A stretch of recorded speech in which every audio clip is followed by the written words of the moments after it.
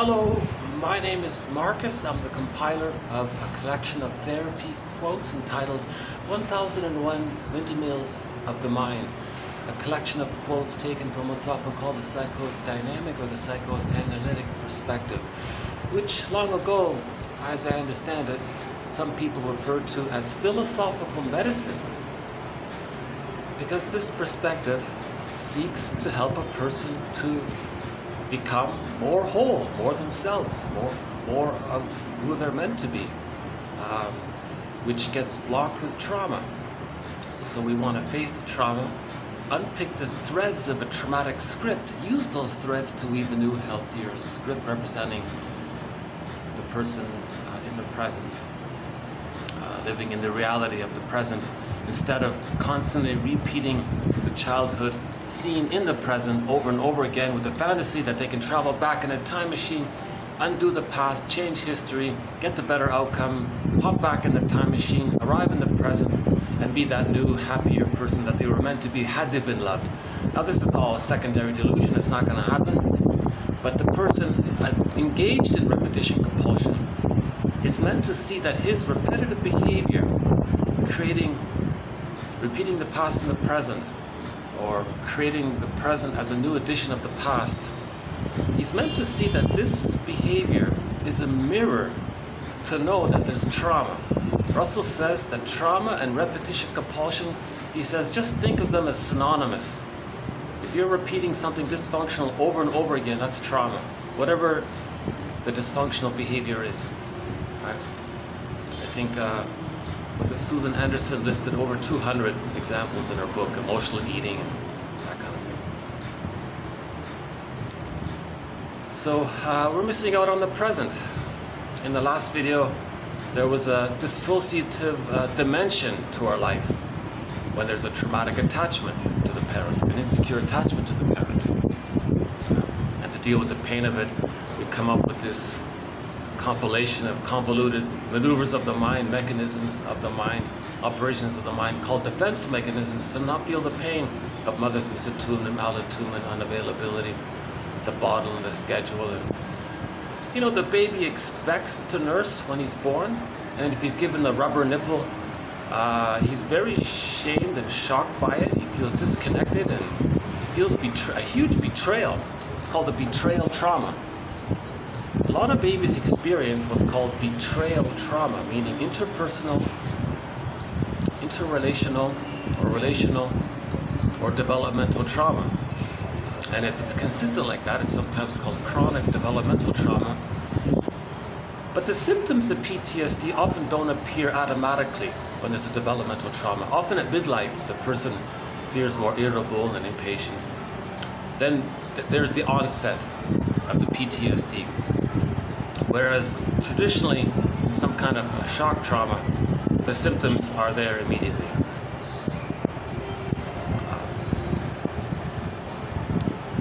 So that's one of our threads in 1001 Windmills of the Mind, this discussion between the difference between developmental trauma and shock trauma, PTSD.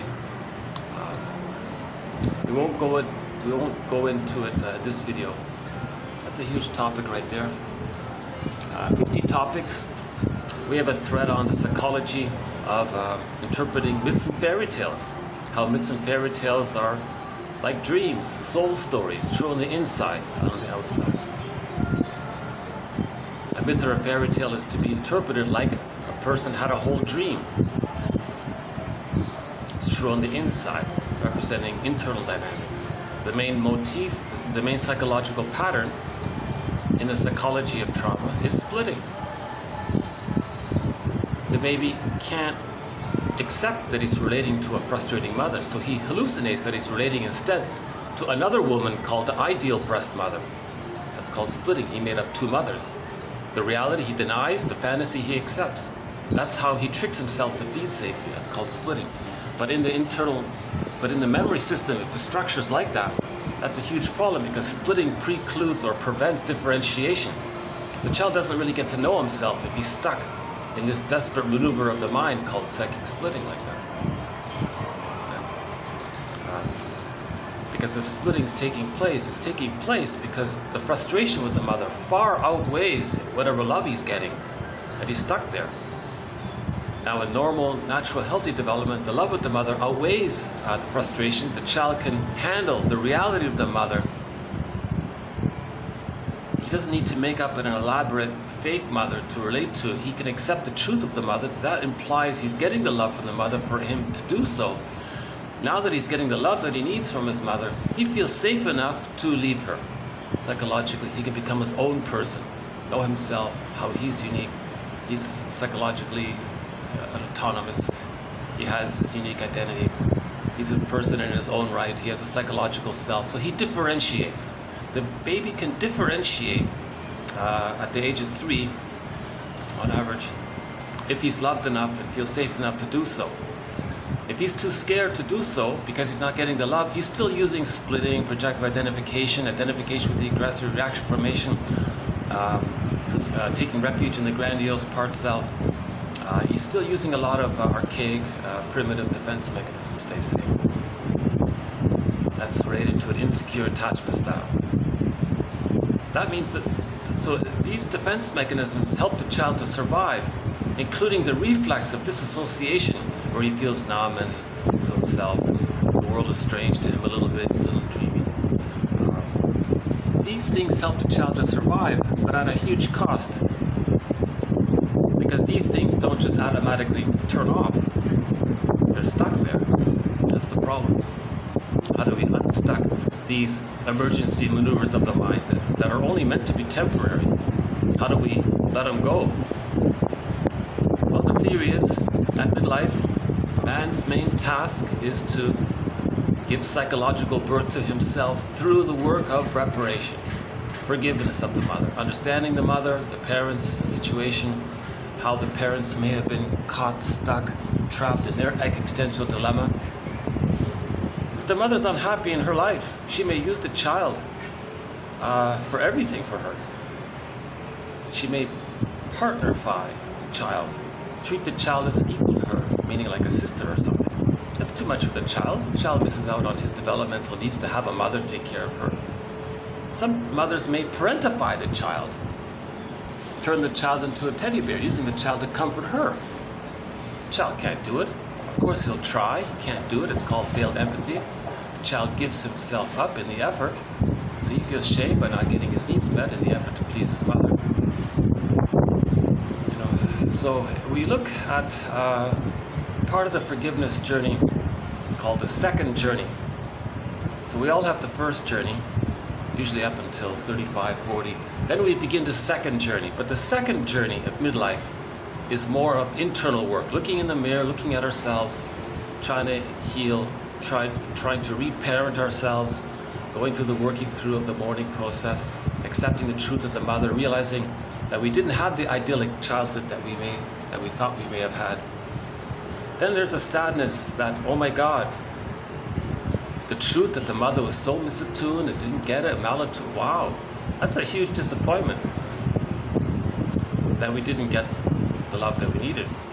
Because had we got the love that we needed, had we been, quote, properly loved, they say, in the song, Katie Lee, she sings a song called Improperly Loved. She says she was improperly loved, but had she been properly loved, things would have been different. So the song is a lament about being improperly loved. Unfortunately, I'm not hooked up to the Wi-Fi here, so I won't play that song at the end. But if you look up the singer Katie Lee, I believe, is that right? Her album is called Songs of Couch and Consultation. There's a song called Properly Loved. It's either on that album or on her sequel to it. Katie Lee's the one who sings the song, It Must Be Something Psychological. It's a great song. She says, why is she attracted to emotionally unavailable men? It's not logical, it's psychological. And then finally she admits, because the mother was emotionally unavailable. So she's attracted to emotionally unavailable men because it reminds them of the mother. She wants to master the trauma with the mother by projecting the mother or choosing a partner that reminds her of the mother, and then to see if she can magically change the partner travel back in a time machine, fantasize that the partner is the mother, get the love they need, travel back and feel loved by the mother by fighting with the husband to provide the love that she needed as a baby. So, but it doesn't work. But she keeps choosing emotionally unavailable men because they remind her of her emotionally unavailable mother. It must be something psychological. She loves him because she's unattainable. That's why. The mother was unattainable. The mother was unavailable. So she likes unattainable men. So she chooses playboys and she chooses narcissistic men who are unavailable because they're married to their mothers. So they're unavailable. And she chooses them. You know. So that's a fun song. It must be something psychological. It must be something very mystical.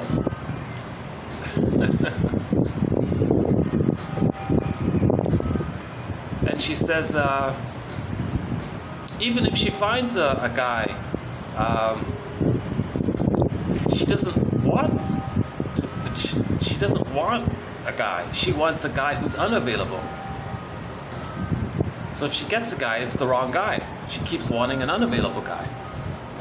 So it's a fun little song about that. So there are two. So those are two of the songs which are part of the soundtrack. I mentioned Ili Sapi in the last video. 4 of her songs are in the soundtrack. Actually 5 of her songs. So in the singer Ili Sapi, 4 of her songs off the excellent album called Traveling Love. So we've got Lead Me On, The Beat, The Earth Moved, and The Love You Gave. A great song, that's my favorite, The Love You Gave. Those 4 songs off her Traveling Love album. And when she was the lead singer for the band Taima, she has a song on there called So You Say. So those are 5 songs that are on the soundtrack to 1001 Windmills of the Mind. Katie Lee, the folk singer, a couple of her songs are on there, including Shrink Her Man, It Must Be Something Psychological, Properly Loved, and a couple of others. We've got Anne Shell on there, Beatrice Deer, Willie Mitchell, lots of classic rock, Street Hard, Prism. You know, we haven't played much Gordon Lightfoot actually, and I was thinking I'm going to start to play a few Gordon Lightfoot songs. Maybe the next video I'll play a very good Gordon Lightfoot song. It's slightly related to the unconscious, that's why I'm choosing it. If you want a preview, look up the song Talking in Your Sleep. The song's about the guy, his wife is talking about another man while she's sleeping. So she's dreaming about another man and she's talking out loud to this other man, having a dialogue with this other man, and the husband's beside her listening to all this. What does he do when she wakes up? Does he bring it up? But that's from her unconscious, right? So dreams are the royal road to the unconscious, or one of the royal roads to the unconscious. So he sings a song about this dilemma. I heard you talking in your sleep. Oh boy. That's one of my favorite songs of his, actually. He's got some great songs, yeah. We've got Joni Mitchell, Bruce Coburn, Dan McCafferty, Rick Santers, Rick Emmett, the band Triumph,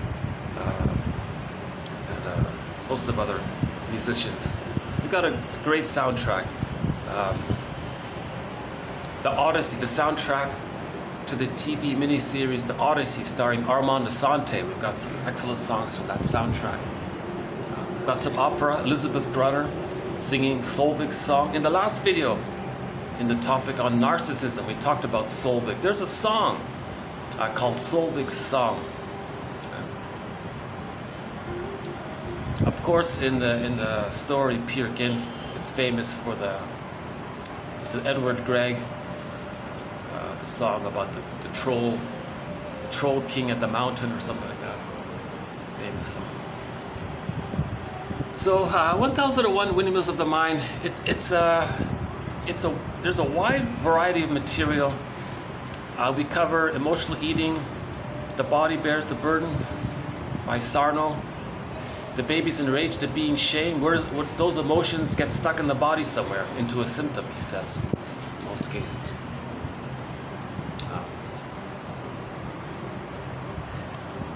You want a quick glimpse at the view? You know, it's nice to see the...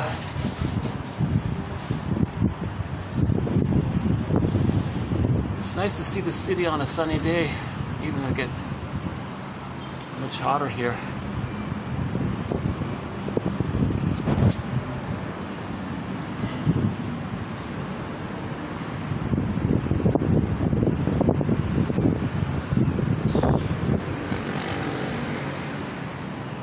Should we just finish the tour here a little bit?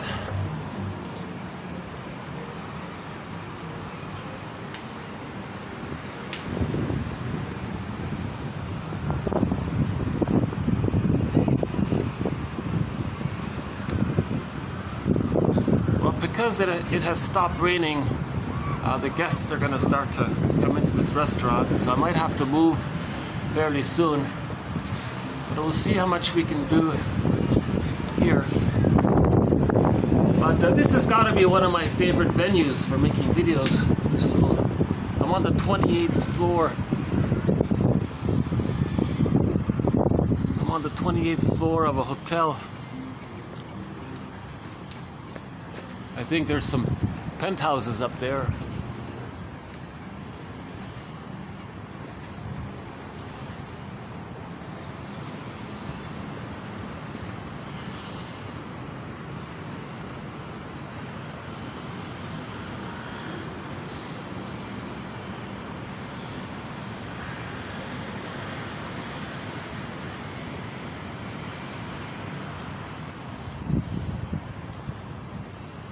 So I'm posting this video at around, I guess it's around noon by now, so it's not too hot yet.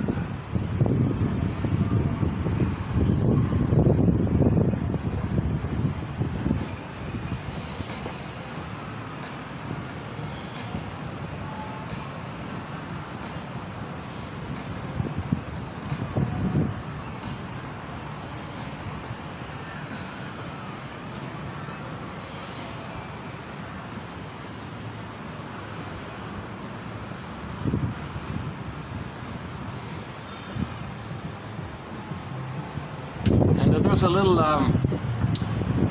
you know, this Art Deco, I must admit, I kind of like it, you know, with the parrot. It's kinda...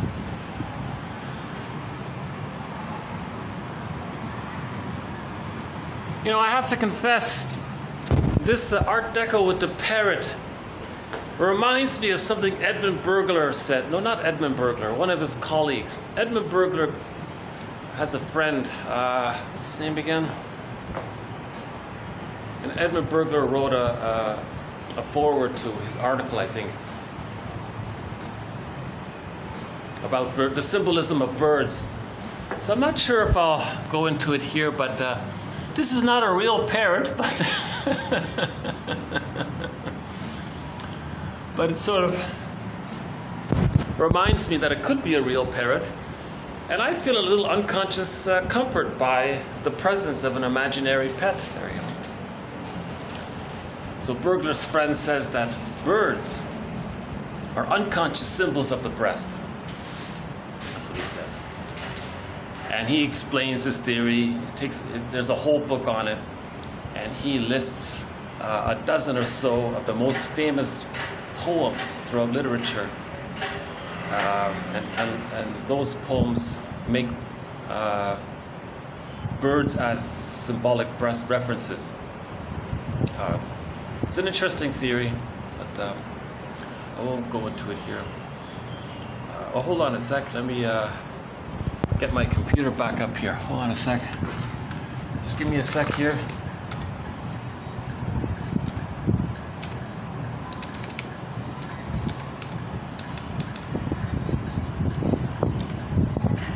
Okay, so we're back.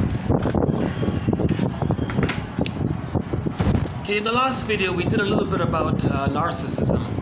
So I thought I'd do just a quick little follow-up to yesterday's video with TQ. So we'll begin now with today's quotes. TQ, therapy quote, TQ 2240. 2 quotes on the narcissistic pattern. I won't redo what was said yesterday.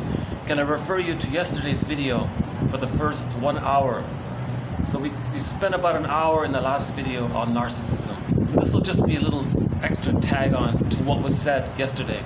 Okay, all too often, psychoanalysts reduce the ego ideal to a model that the person is attempting to emulate. It seems to me that it cannot be understood in this way if one considers it as, quote, the substitute for the lost narcissism of his childhood.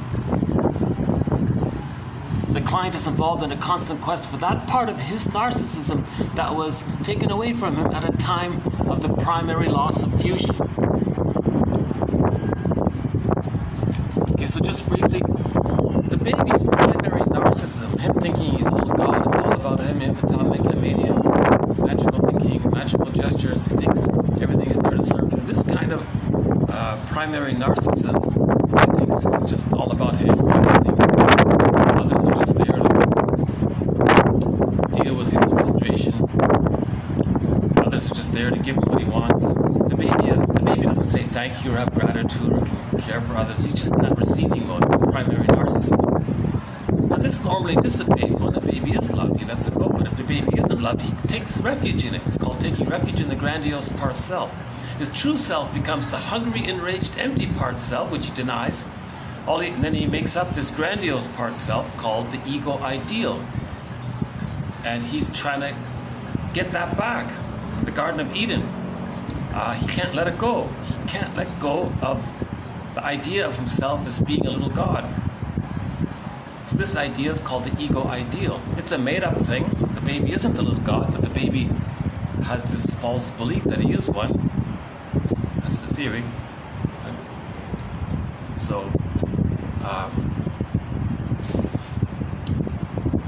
the ego ideal is the substitute for the lost narcissism of his childhood.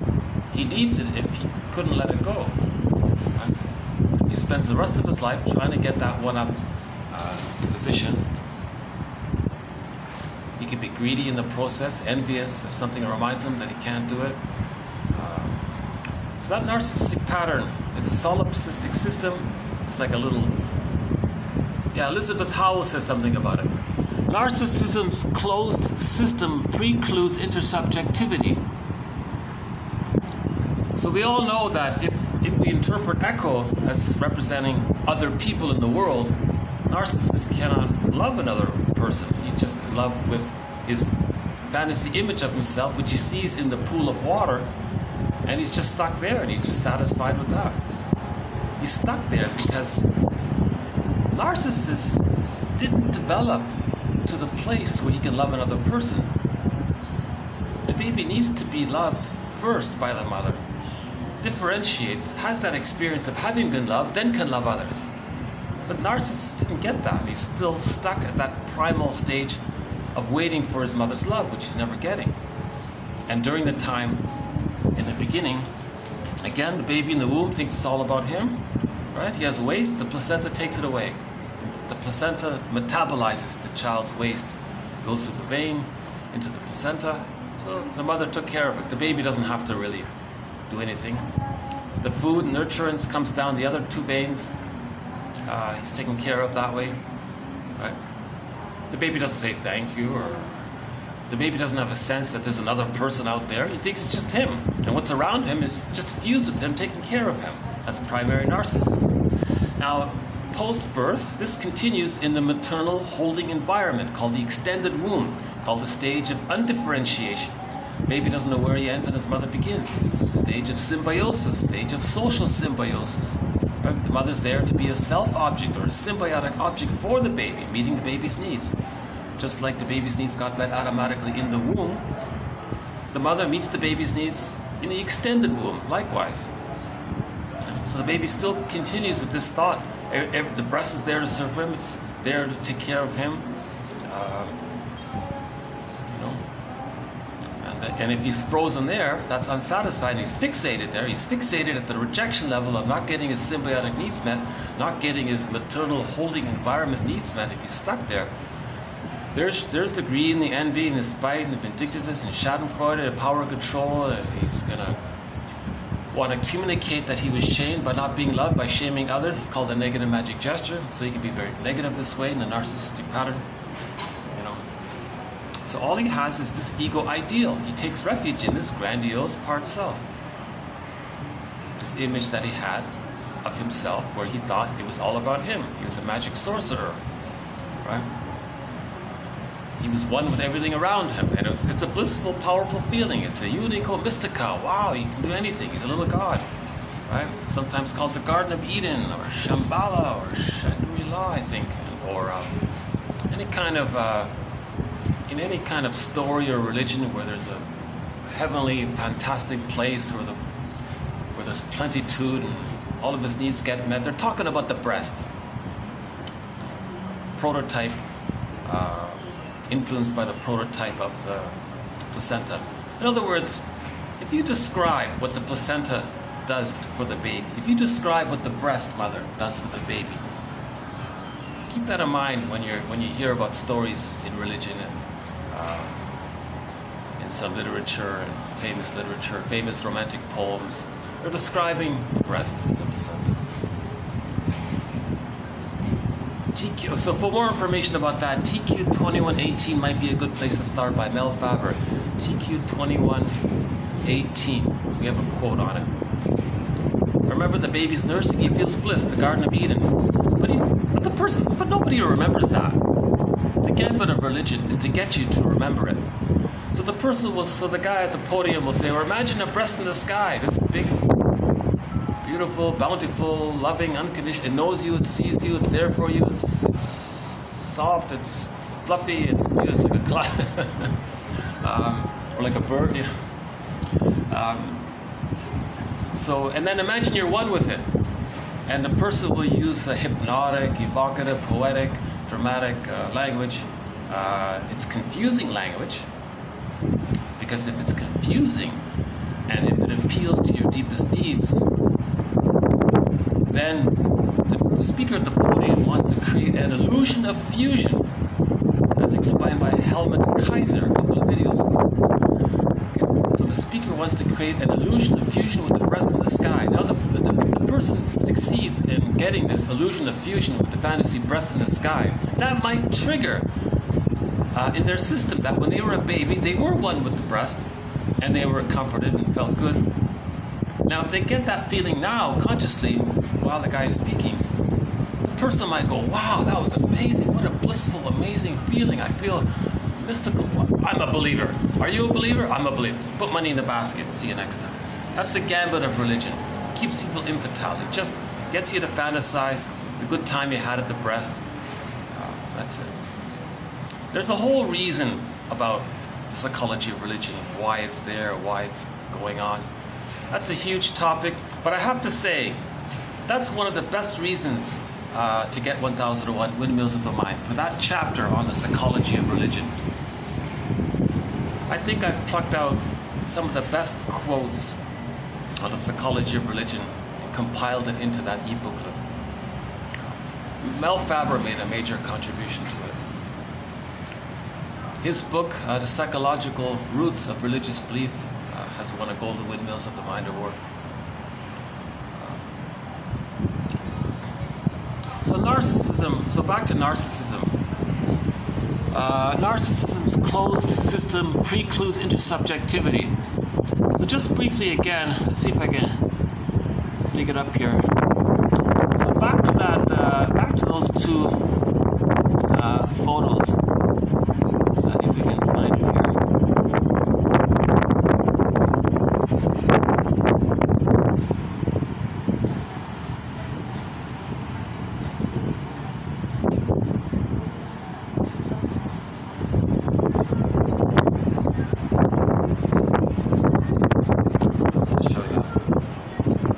In yesterday's video, I showed you 2 photos of Narcissus and how it's a closed loop.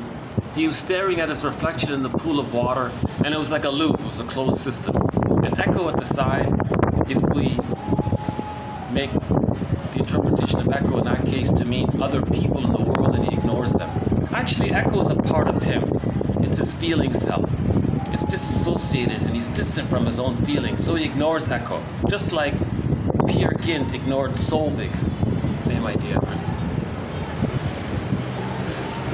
We've got a nice summer breeze here. It's great, yeah.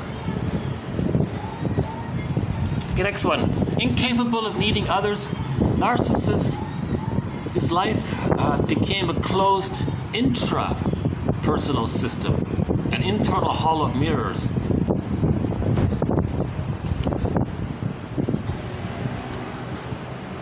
Okay, so the intrapsychic, the ideology or the intrapsychic structure of a person with a narcissistic pattern is that his concept of the self and the concept of the other is fused. It's one there. Now, that means he has this artificial illusionary sense of self-sufficiency because the mother is serving him inwardly. Now he transposes or superimposes this internal template onto others. Now others are seen as surrogate breasts. Others are seen for him to shame. Others are seen that they're going to supply and take care of him, that kind of thing. So he imposes somehow his internal model onto others in the interpersonal relationship. That's how he gets by. So that's why he objectifies others, exploits others, uses others, doesn't care about others. Others are things to him, basically. Not thing, a person, but not seen as a person in their own right, not respected as a person for feelings and having needs. He doesn't care about or have empathy for the other. The other's just there to function like the breast did or like the placenta did. He's still in that mode. So he superimposes his internal model onto the external.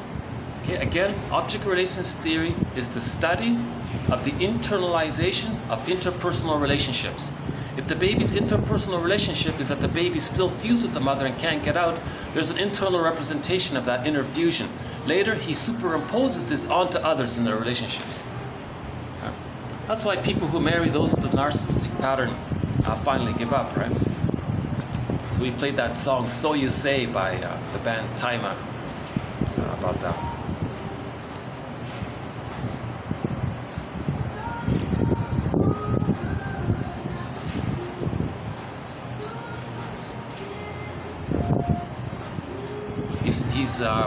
He has the Garden of Eden within. It's not something that's meant to be like that.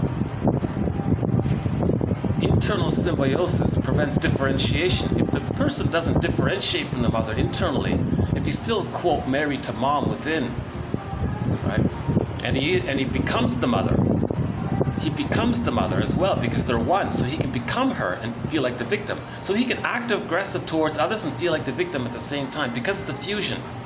You see? So he can act one and feel the other and flip it around. Act the other and feel the other and flip it around. You see? So there's identification with the aggressor here. Okay, next part here, identification with the aggressor. The confluence of trauma and attachment. I think in pop culture nowadays they call it trauma bonding, right? The confluence of trauma and attachment. The more the baby's abused, the more the baby clings to the mother, becomes her, becomes just like her, to have some desperate attempt to manage his relationship with her. He becomes just like her. It doesn't work. It's called failed empathy, but he's stuck there. So we don't want the baby to bond to the mother based on trauma. The attachment is way too severe. It's way too tight. He can never love another. He's way too bonded to the mother, right? So the men's movement was all about helping men to differentiate from the mother, to leave the mother, by recognizing that she was desperate for comfort herself. So she used the child as a teddy bear for her. So we got to forgive her for that, because the system partially created that. Again, I won't go into the whole.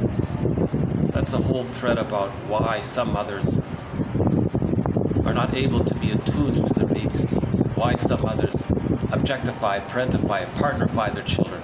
Use the baby as a symbiotic object for their needs. Use the baby as a self-object for them, not the other way around. Now the term for this, when the mother does or do these things, that's called the Jocasta style of mothering. The mother exploiting the child to comfort her, that means she has the Jocasta complex. Because the son will end up with the mother complex. Internally, the self image and this other image will be fused. The guy has his mother complex. If it's a daughter, we call it the electric complex. The mother doing this has the Jocasta complex. Okay? Because when she was a daughter, her mother had the Jocasta complex. Now the guy with the mother complex, if he grows up, gets married, has a son, he may do to the son to communicate what his mother did to him. Now he rejects his son because to communicate that the mother rejected him. He has the Laius complex. So we have these phrases that summarize, that sort of encapsulate these situations. Okay, one meaning of narcissism. Okay, developmentally, there was no other to rely upon, only the self. And that's a pretty good summary of narcissism right there by Elizabeth Howell. One meaning of narcissism, colon. Developmentally, there was no other to rely upon, only the self.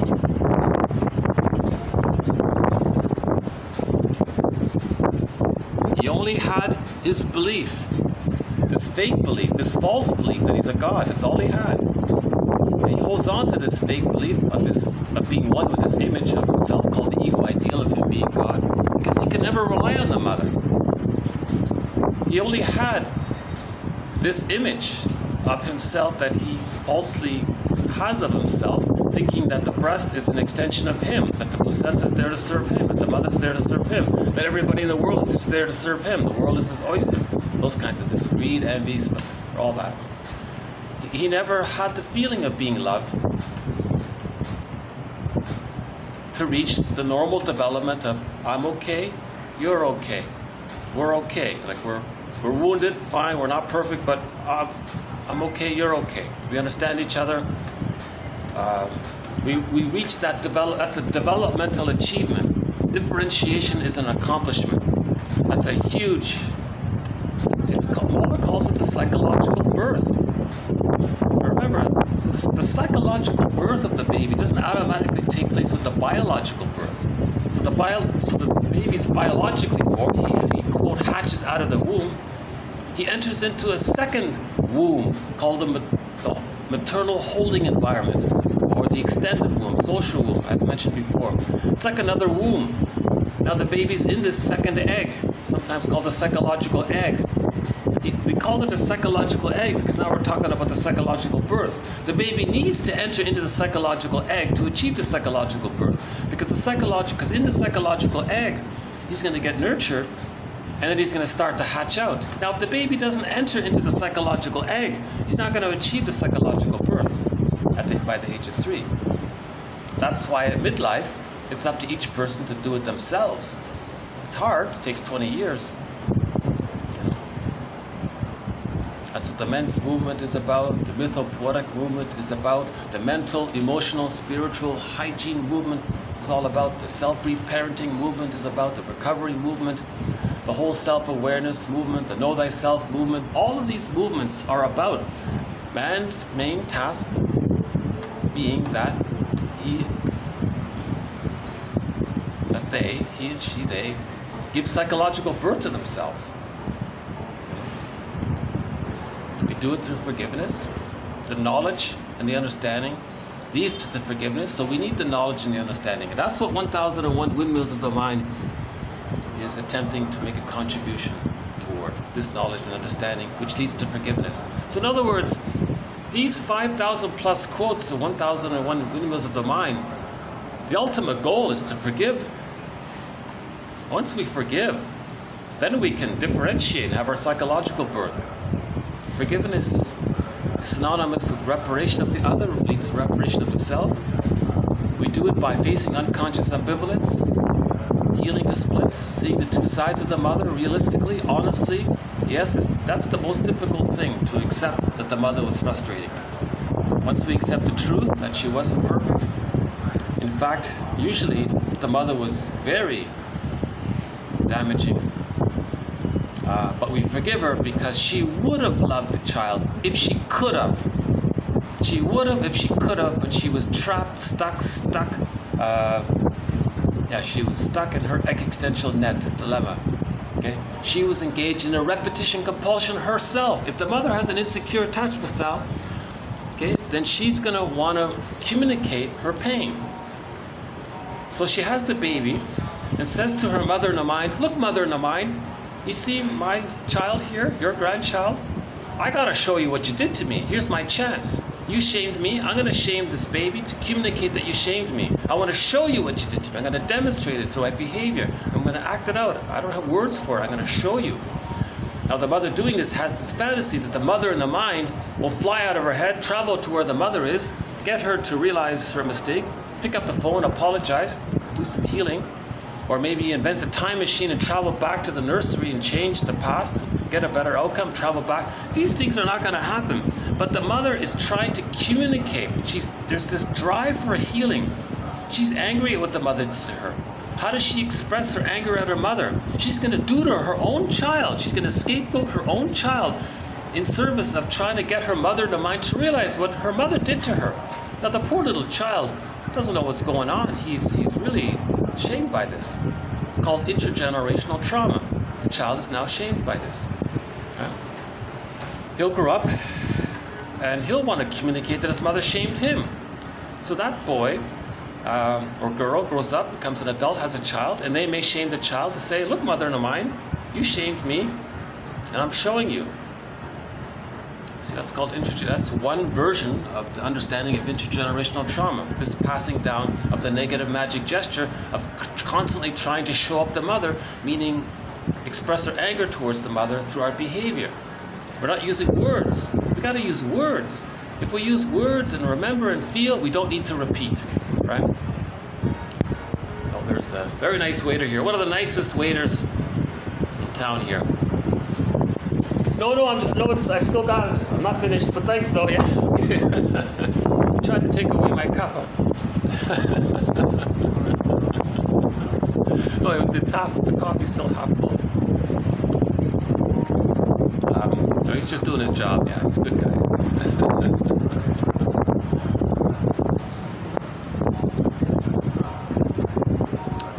Yeah, you would need an excellent waiter for a nice venue like this, right? Here's my view. Well, why don't I just take a quick little view here.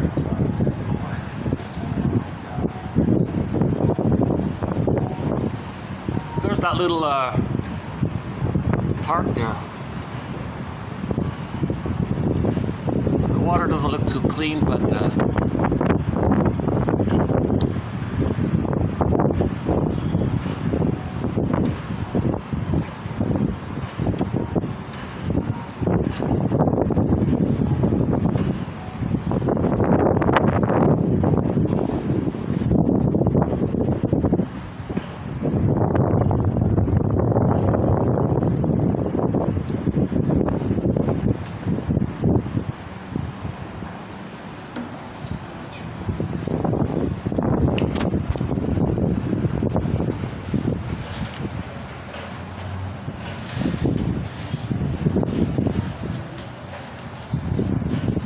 where were we?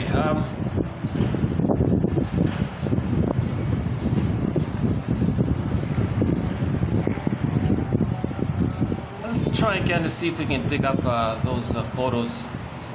Narcissus. I have them here somewhere. Hold on a sec.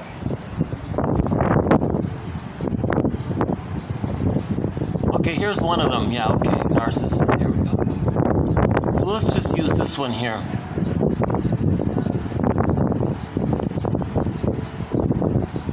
Oh, here's the Michelangelo one. Oh yeah, there it is. No, it's not showing up here. Okay, the Michelangelo one is not showing up for some reason. Okay, this will do. Yeah. So you can see the closed system here. Hopefully it's showing up. Is it showing up? Maybe it's not really showing up, eh? How about now? Well, so you can see Narcissus here. He sees his reflection in the water. He's seeing a representation of his belief about himself of being a little god, and he's stuck there. This is called the ego ideal. It's impossible to, it's unattainable, but he's stuck there. Alright? So for more on that, check out yesterday's video. I gotta say, I think 1001 Windmills of the Mind offers one of the best threads or booklets or chapters on the narcissistic pattern. There's a lot of great material describing the superficial behavior of a person with a narcissistic pattern. We're very familiar with that. But how to understand his inner world, his inner life? His inner life is that he has a concept of himself that's still at one with the concept of the other that takes care of him. And this other that takes care of him is a part of him. So there's the closed loop system. And then he superimposes or expects this kind of closed loop inner system, tries to superimpose it onto relationships in the external interpersonal world, and puts pressure on others to act like in a devalued, shamed way. So because he has to get his frustration out and expect that the others still admire him and think well of him. The person with a narcissistic pattern doesn't have gratitude or warmth or empathy or tenderness, kindness, caring. They're strategic and they lie a lot. The narcissistic pattern. They're very good with impression management. Nothing really gets in their way, so they're quite ambitious. The person with the narcissistic pattern, I notice, seems to delight in the slogans, of the so-called psychopathic slogans. Not caring about others, morality, who cares, just looking out for them. That kind of primal survival, it's not even really a survival mentality. It's just this, he's taking desperate refuge in the image that he had of himself, that it was all about him. And he's fighting for this image of himself called the ego ideal. Right? And he can't let it go, as discussed in the last video, because he never got the love to do so. Now at midlife, he's got to read the story, The Odyssey by Homer. The Odyssey by Homer.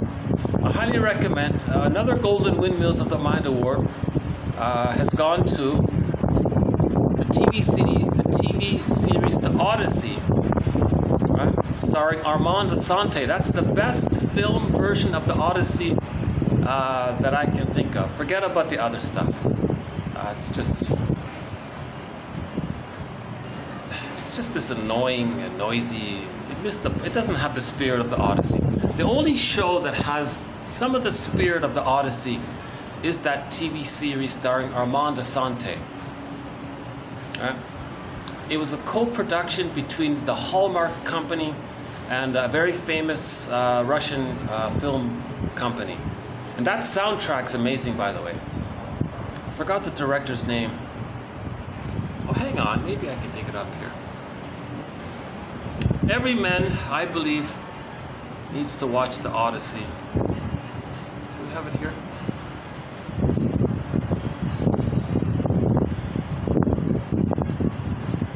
Well, here's the list. Why don't we redo it here?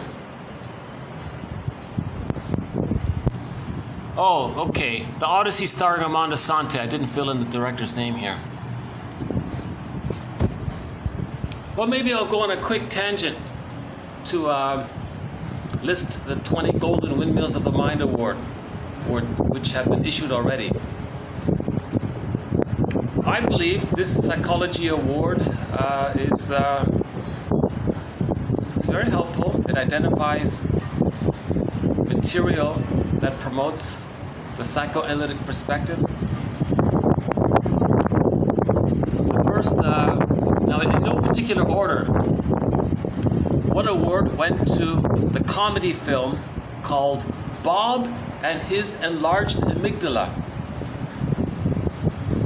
So I won't do a review of these 20 items, but I'll just quickly list them here. It's about a 30-minute comedy film. It's sort of a home indie movie. It's called Bob and His Enlarged Amygdala. At the end of that video, he gives a very good speech about religion. Religion?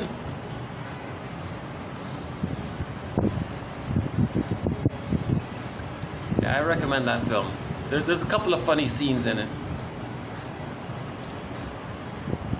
Again, if the amygdala is enlarged, so that film made up a fictional diagnosis called EAS, enlarged amygdala syndrome. If there's trauma, the theory is the amygdala literally becomes enlarged. Now the person is just dealing with fight and flight and disassociation. That's all he has. Right? Now in the movie Inside Out, we saw that. Joy and the character's joy and sadness representing his psychological self got repressed in the unconscious otherworld. And all he had at the console was fear and anger. And disgust was the third one, right? The more biological side of the emotions. But the psychological side of the emotions were missing for Bob.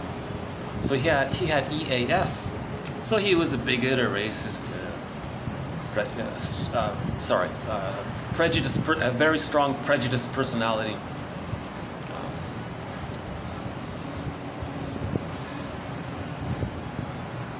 All or nothing thinking, impulsive. Sort of a comedy version of the toxic masculine. You don't really see him as a bad person. It's just, the problem is his amygdala is enlarged. He's got too much cortisol, stress, adrenaline. Everything is just hyper-reactive to every little thing. He's just constant, like in the movie Inside Out, fight or flight mode, fear and anger at the console. So he's just like that. So he's got to soothe the amygdala, bring back the amygdala to its normal human size. We don't want the amygdala to be so enlarged. Yes, it'll help the person to be in survival mode all the time, but he's missing out on other things in life.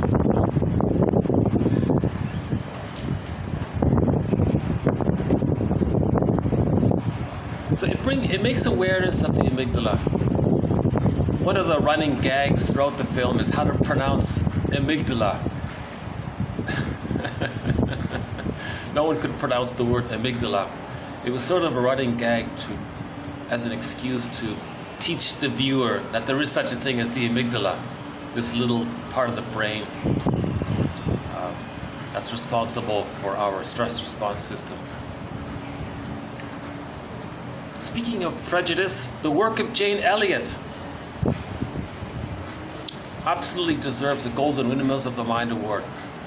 Her body of work has done more to teach about the prejudiced personality than any other public material out there that I could think of.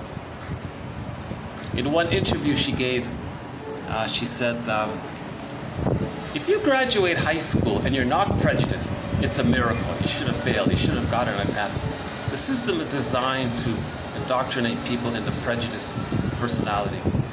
Now we have a thread related to the sociological contributing factors that leads towards prejudice. I won't go into it here, but a part of that is what Jane Elliott describes. The music video, Because of You by Kelly Clarkson. The song is fine, that's great, but it's the video I'm talking about, the actual music video to the song. Now in that video, you see a representation of healing intergenerational trauma. Okay? She stopped it. She didn't want to repeat, do to her family what happened in her family when she was a child. It was a very excellent representation.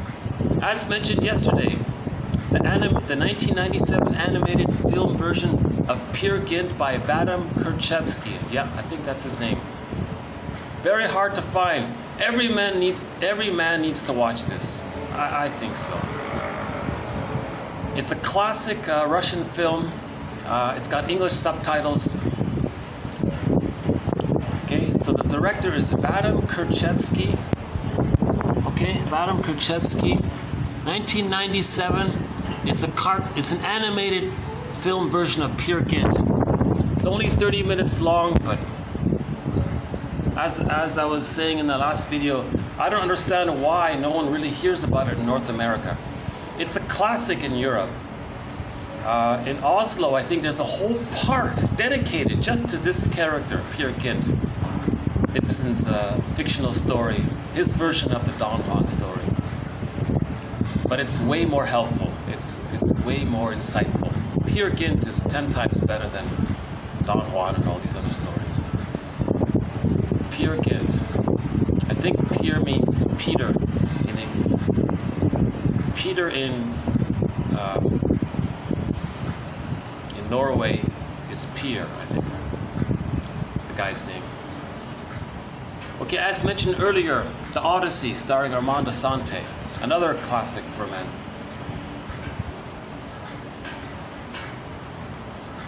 The Cyclops, there's an example.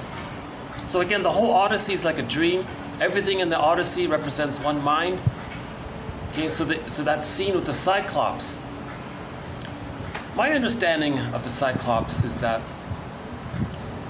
that's the enraging monster. That's the devouring monster that wants to eat the child.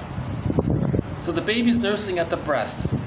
That's the Cyclops. The breast is the Cyclops. The one eye, the nipple, the breast. Now, the reason the Cyclops wants to eat the people, because in the unconscious, there's what's called projection.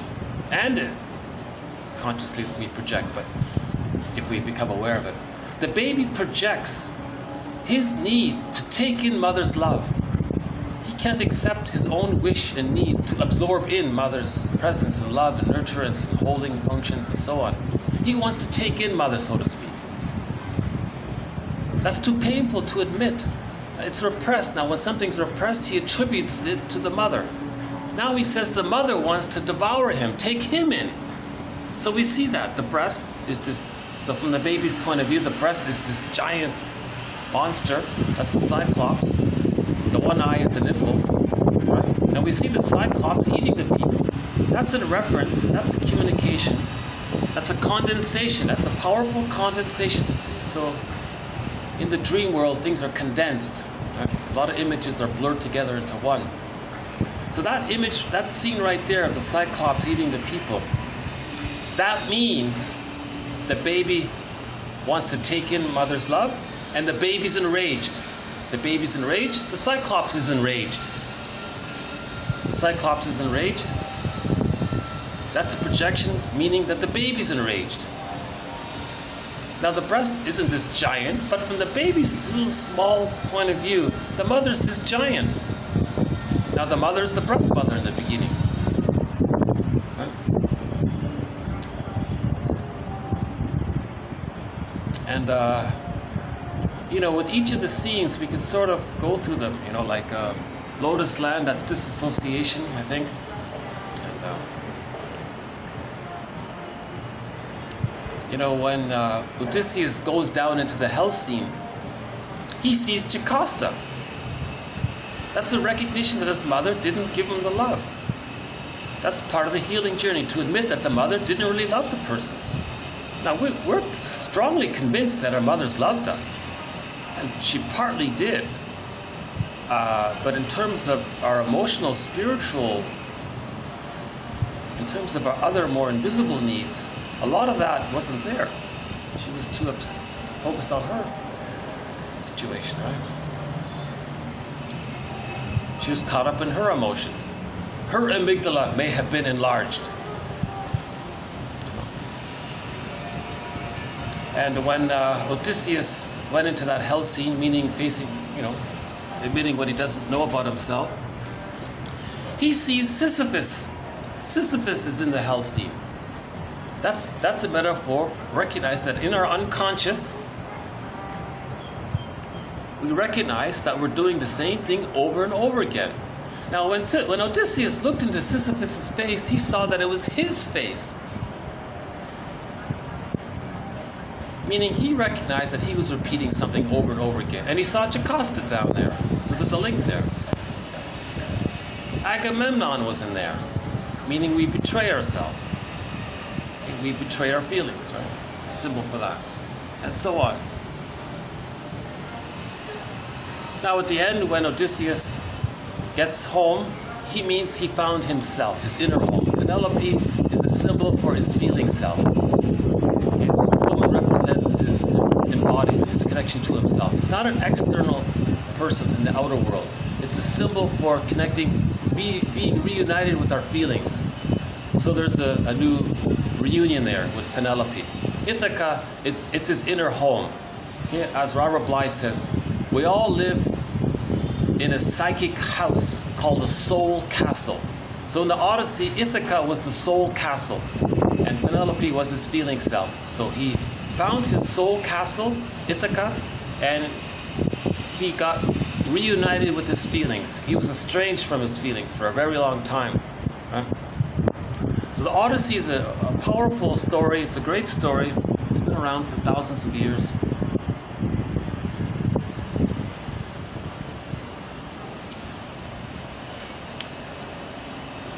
Okay, I mentioned Robert Bly. Yeah, his audio work, all of his audio work on the mythopoetic movement, the work about Iron John, sibling society, his interpretations of other fairy tales. He has this audio tape called "The Stories We Need." The stories, something like that. Everything Robert Bly says on audio, minus the poems. I forget about all that poetry, personally. Yes, he helped introduce poems from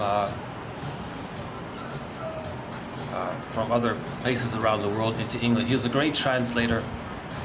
The guy knew like 20 languages. The guy was fluent in 20 languages, and he translated poems from every language around the world into English.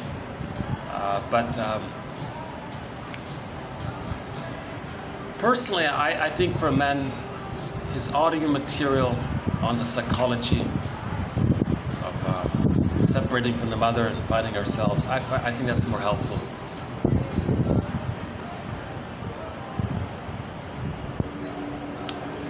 Ursula Le Guin's rendition of the Tao Te Ching, I think that's an excellent version of the Tao Te Ching. There are hundreds, possibly thousands of renditions of the Tao Te Ching, right?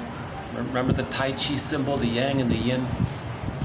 Great little poems, a collection of, is it 54 poems or something like that? I don't know, somewhere between 54, 64, something like that. It's a collection of poems. They're very short, but wow, they really, they're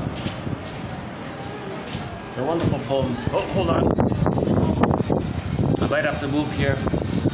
If these are guests, oh yeah, they're guests. Yeah, they're gonna order something here. So why don't I let the guests enjoy this place here? I'm gonna move, maybe I can move my chair here. Hold on a second.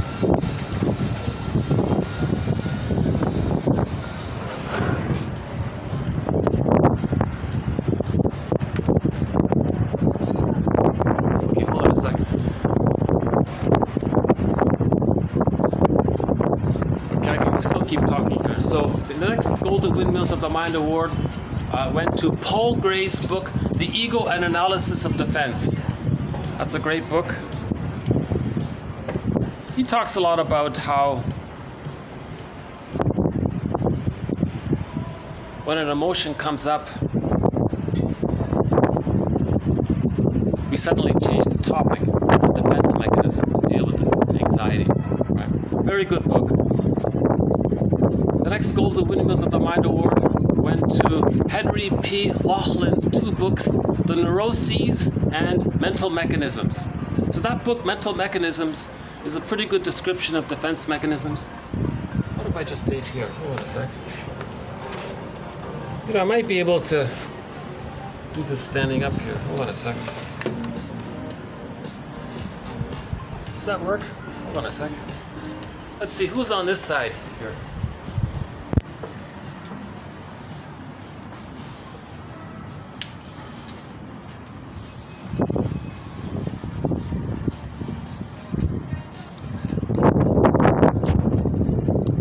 I guess I could move over there.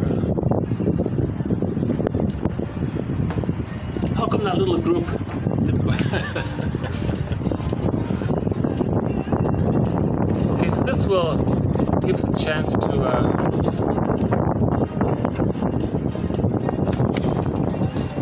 Hold on a second. I really need to update this laptop here. I'm using a 20-year-old laptop, but it's still hanging on, but it's got a lot of little.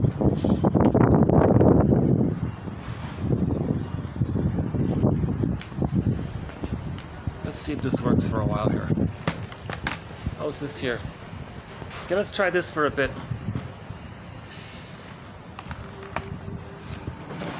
Okay, the next Golden Windmills of the Mind Award went to... Hold on a sec.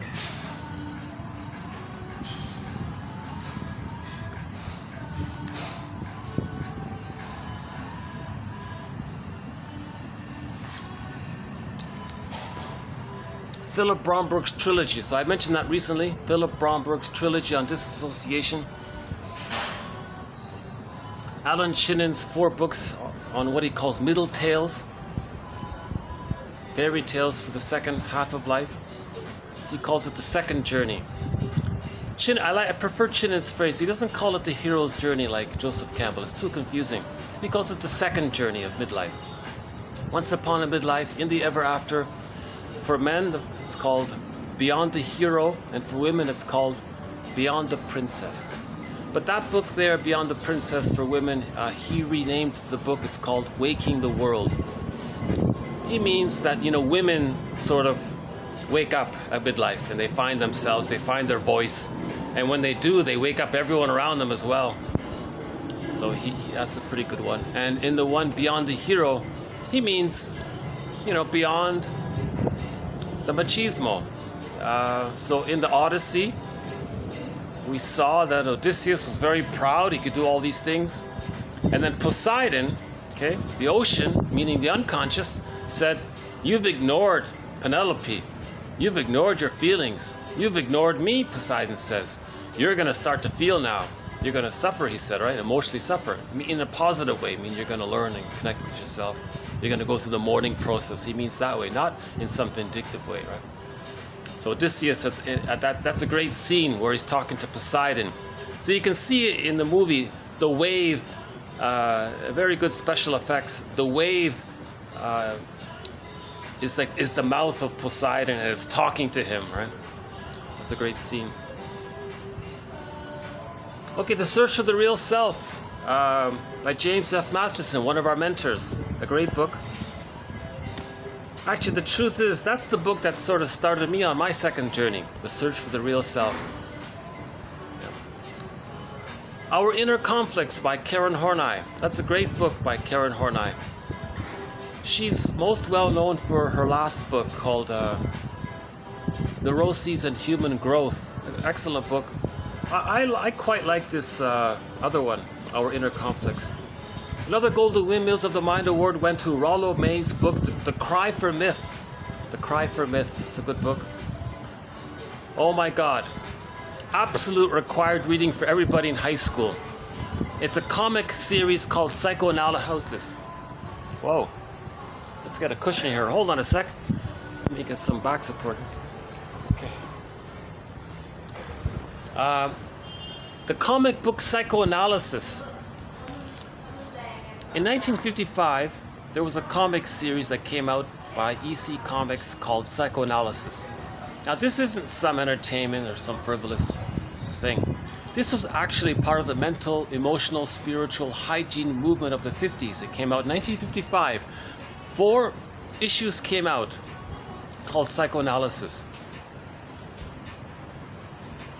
These 4 issues, the complete run of Psychoanalysis, covered 12 therapy sessions. It demonstrated the therapy process, they put it into comic book format, and it's serious, it's educational. Yes, it's dramatized, exaggerated a little bit, but not to the point where they made it too ridiculous or anything. It teaches psychoanalysis. You learn about projection, repetition, compulsion, unconscious guilt, family systems theory, separation anxiety, self-defeating behavior. There's a lot, they jam-packed with a lot of material. That's the best introduction to psychoanalysis there is. Hands down, the best introduction to psychoanalysis. Absolute required reading, the comic book series called Psychoanalysis. 4 issues came out, right? In one issue, there are 3 therapy sessions. In another issue, there are 5 therapy sessions. And in 2 of the issues, there are 4 each therapy sessions. A total of 12 therapy sessions. Now, these 12 therapy sessions cover the three characters, three clients: Ellen, Freddie, and Mark. Okay? So with Mark, we learn about narcissism. With Freddie, we learn about the potential of Freddie becoming schizoidal. And with Ellen, we learn about unconscious guilt.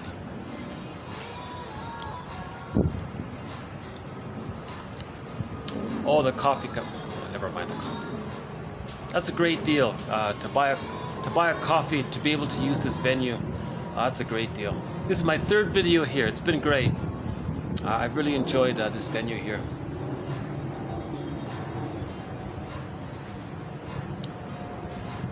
So yeah, now this comic book psychoanalysis was reissued, put into digital form 2 years ago. So back on February 26th, 2020, okay, so about 2.5 years ago, this came out. It was hard to find prior to that. So it's a great thing that happened, that it got reissued. Now it's in digital form. You can go to the publisher, Dark Horse Publishing. For $20, you can get the best introduction of psychoanalysis there is. You know, that story with Freddie, I find it a little bit interesting as well, because Freddie was having a hard time with both parents. One time, he saw the parents, he accidentally contributed to how the parents were then arguing amongst themselves, and he felt huge relief. And he got the idea, wow, to get some pain relief from his family, get his father and mother to argue with themselves. And he took pleasure in that. That was the etiology of the potential of him becoming an Iago character, where he gets others against themselves and enjoys the show. Because that's the only relief he got from his parents. If he's with his father, he's punished. If he's with his mother, he's overwhelmed and pinched upon. So he got relief when the two of them focused on themselves and left him alone. And he wanted to orchestrate that. So he would he might maybe want to spread rumors about them and get them to argue amongst themselves, you know. Now the therapist said to the parents, the problem is not so much really with Freddie. He's a symptom of you two. The parents were shocked. What? Us? We're perfect parents. You gotta be kidding. So finally they agreed. Freddie got some relief and the therapist worked with the parents. So there's a good example of family systems therapy, where the son's problems are the symptom of the marriage. The marriage is the problem, but you don't see it. You see it through the son acting out and having difficulties. So the son's problems were a symptom of the true cause, meaning the unhappiness in the marriage. And the two of them were unhappy because neither of them knew themselves. With Ellen, there were 3 therapy sessions with Ellen, and she would like that song, It Must Be Something Psychological. She would in advance choose people that would disappoint her to replay the disappointment she had with her mother.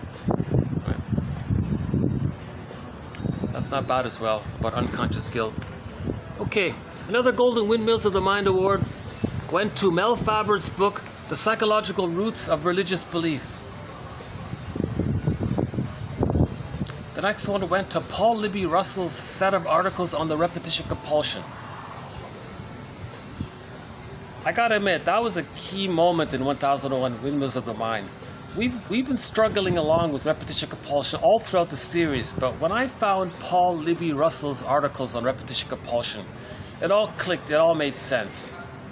So his articles are great. Loretta Bruning's trilogy. Meet Your Happy Chemicals, I, Mammal, and Beyond Cynicism. Very short, easy to read pop cultural books.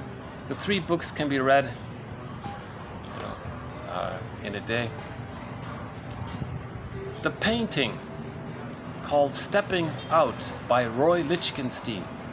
This painting is a visual depiction of the unconscious. So on one side of the painting, you can see the guy's consciousness. He's a little disassociated, he's not very happy. Now, there's a representation of his unconscious, this vibrant, alive character in his unconscious. And there's a line between the two, meaning he's unaware of his unconscious. And the goal is to get to know his unconscious. Lastly, the film Inside Out. The 2015 animated film called Inside Out, about our emotions. One of the best features of that film is that it distinguishes our emotions. We have our psychological, feeling, spiritual emotions called joy and sadness. Now those two are just umbrella emotions for a wide range of other emotions. So joy and sadness, our psychological self, got put into the unconscious because of the shame. Right? So Riley experienced separation anxiety. She was scared. Her feelings went in the unconscious. Right? So what was left? Just fear, anger, and disgust was the third one. So on the council, it was just stress response system. The amygdala was running the show for Riley. Finally, joy and sadness came back. Now she can enjoy a wide range of feelings. She can have relationships. She can have friendships. Not based on shared narcissism. You know, Bergler says that, we have a quote from Edmund Bergler, another one of our mentors. He says a lot of people with the narcissistic pattern, when they hook up and become friends, they make an unconscious collusion. Each person says to the other, all right, quote friend, here's how our friendship's going to work. I'm going to have my turn playing big shot in your presence, and then you can have your turn playing big shot in my presence. And that's it. Once someone breaks that deal, once someone talks about emotions or something real or something about them, between them, or discuss, it's over quickly. So he says a lot of so-called friendships between two people with the narcissistic pattern is just two people taking turns playing big shot in each other's presence. They're both preserving each other's narcissistic glory in their minds, and they feel a little momentary better. They momentarily feel better. They're not really friends. They're only friends in the sense they're narcissistic friends. They just help each other. They each allow the other to have the indulgence of the person displaying how they're a god, and then he gets a turn playing God, and then it's over. Then they depart, and that kind of it's sad thing, right? Okay, so those are the 20 Golden Windmills of the Mind Award right there. Just a brief mention of it. So maybe now we'll go back to our quotes.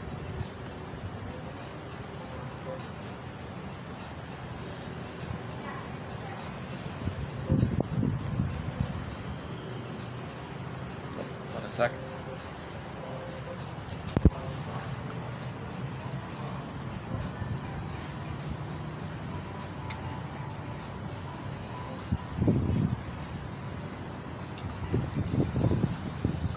Okay, let's move on now to TQ 2241.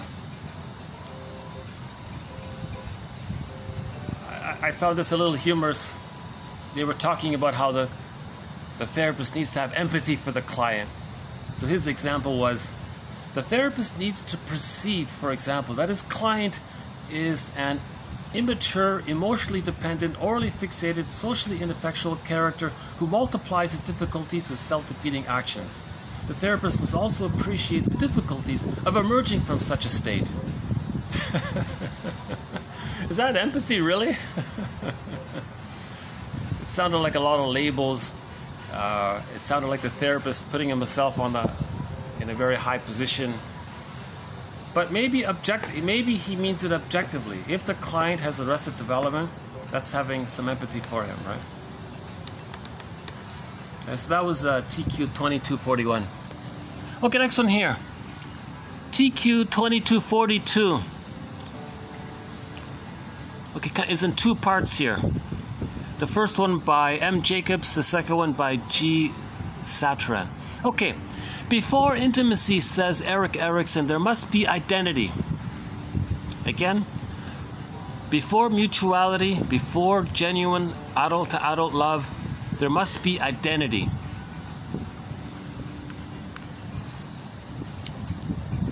So our happiness is to love and be loved, but each person needs to have the I'm okay, you're okay mindset. That comes from differentiation, which leads to identity. So first there's differentiation, meaning identity, psychological birth, and then we have the capacity for intimacy after the identity. All right, so that's what he means. So first, okay, so before intimacy there must be identity. Those who cannot tolerate being alone, meaning they don't have their identity, right? Those who cannot tolerate being alone may seek to escape from inner loneliness by moving from childhood dependency to marriage without a break, particularly in teenage marriage where adolescence is foreshortened. One of the causes of early pregnancy and adolescence may be to avoid loneliness. Finding a solution by projecting dependent needs onto the baby. Likewise, early pregnancy in a new marriage can be a way of avoiding the intimacy of being just two people together.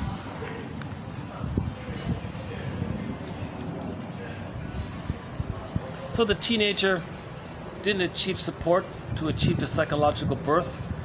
So to avoid it, they went from childhood dependency in teenagerhood time and they had an early marriage. They got married early to avoid that normal break that takes place where a person gets to know themselves in their early 20s, right?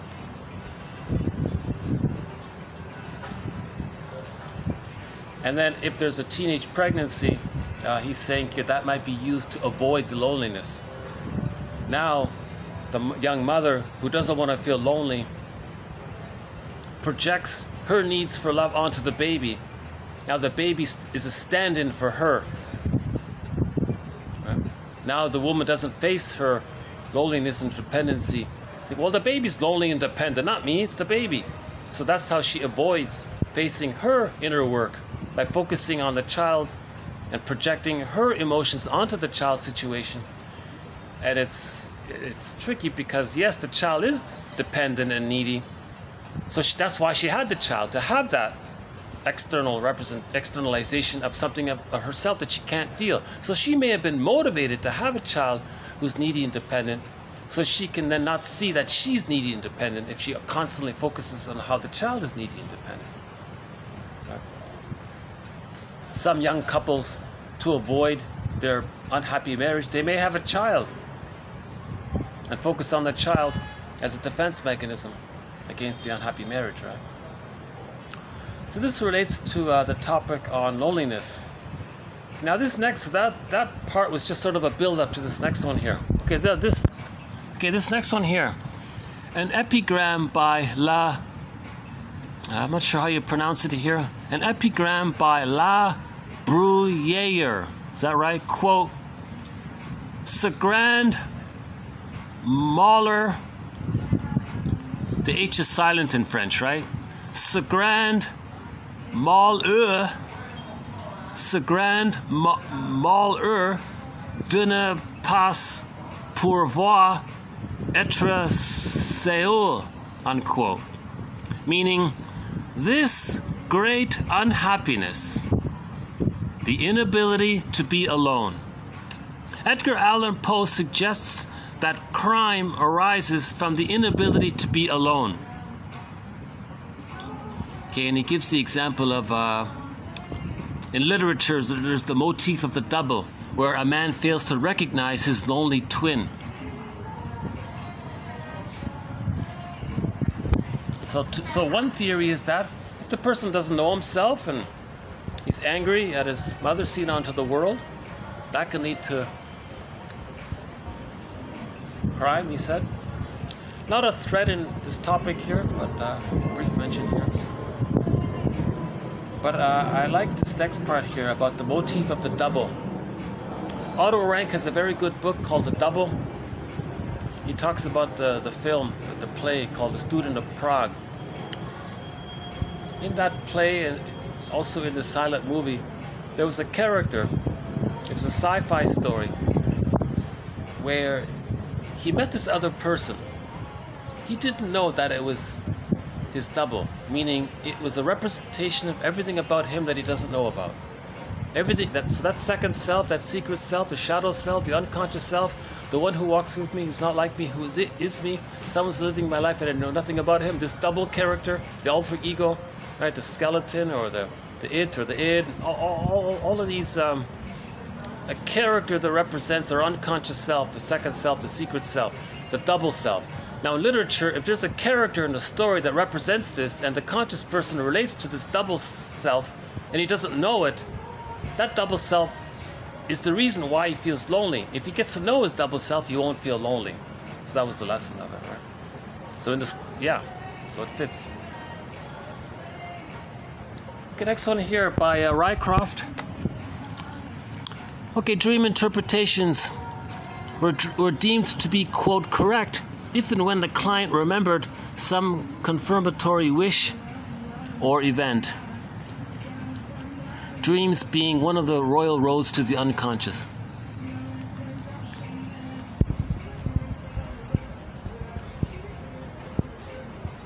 So that's a sign they're getting busier here. The waiter now has more staff up here. Okay,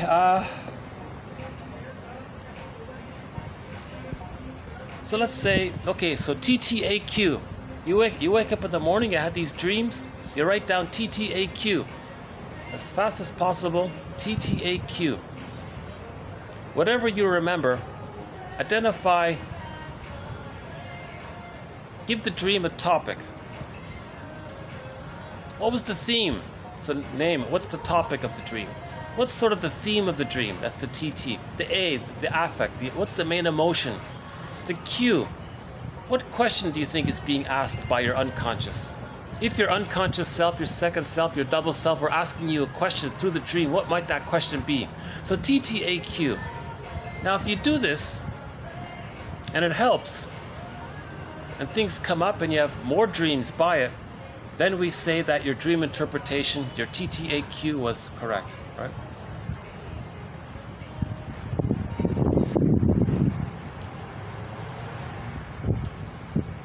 One hour and 27 minutes. You know what I'm going to do for this last quote here? I'm not going to read it.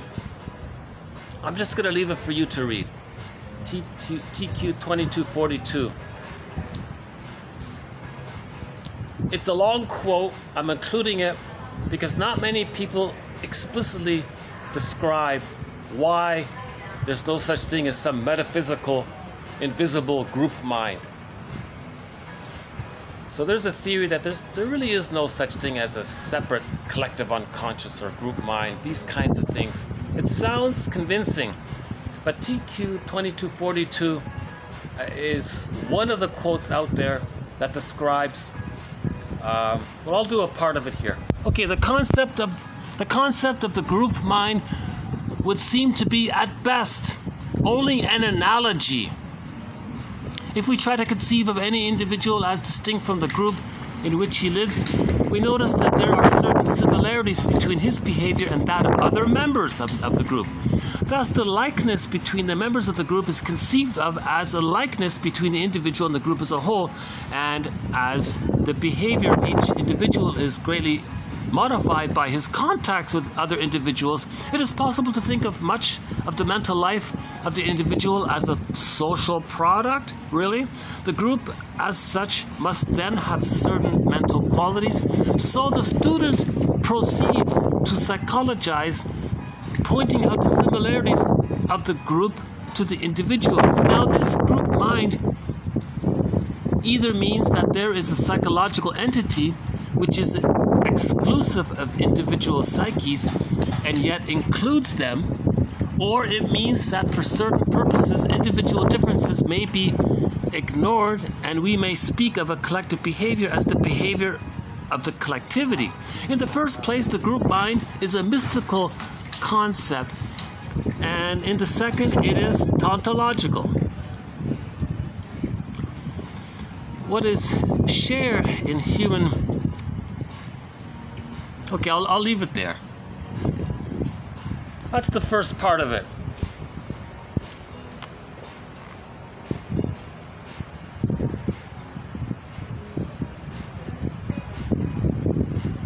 This is a quote you need to sort of read on your own and absorb, take in slowly. If a better quote comes along that describes why this fallacy of the group mind or the collective unconscious, it's appealing. It does sound like there is some invisible consciousness that might be affecting everyone. Or is it just that we all have individual minds? Or we all have the same set of defense mechanisms. We all have that in common. There's no mystical group energy in the sky that's giving it to us. We just all have that in common. That kind of thing. So Mr. Martin here explains it. E.D. Martin.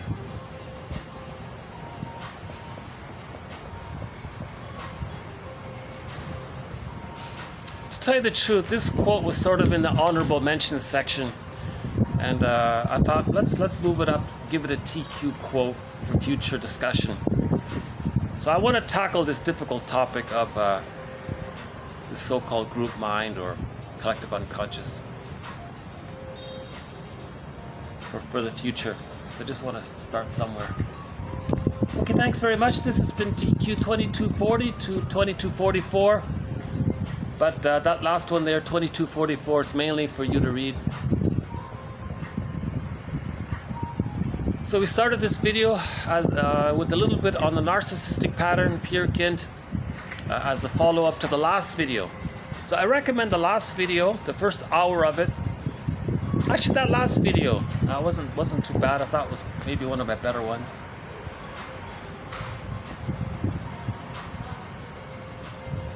One about dream interpretation, two about loneliness.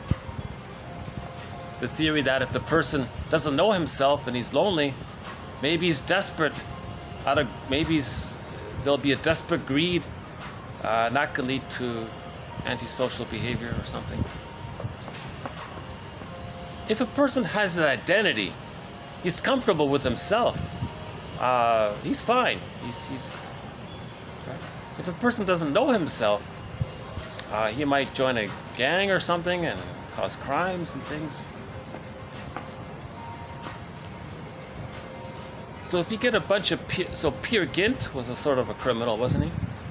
If you get a bunch of Peer Gynts together or a bunch of Don Juans together, they may do criminal, immoral things because they didn't get the love they needed to know themselves. All right?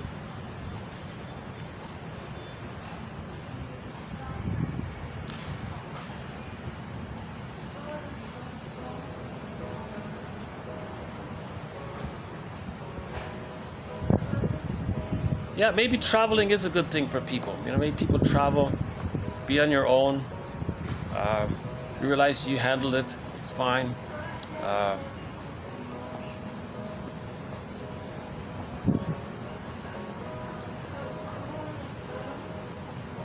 Isn't there a famous quote, all of the problems in the world are because man cannot sit alone in silence for 5 minutes with himself? So maybe this whole meditation movement is helpful in that area. People learn to feel that they can be with themselves, that they have a Penelope, that they have an Echo within, that they have Solvig within. Once we find Solvig, once we find Penelope, Echo, once we find a representation of our feeling self, we're fine. We're comfortable with them, with ourselves, right?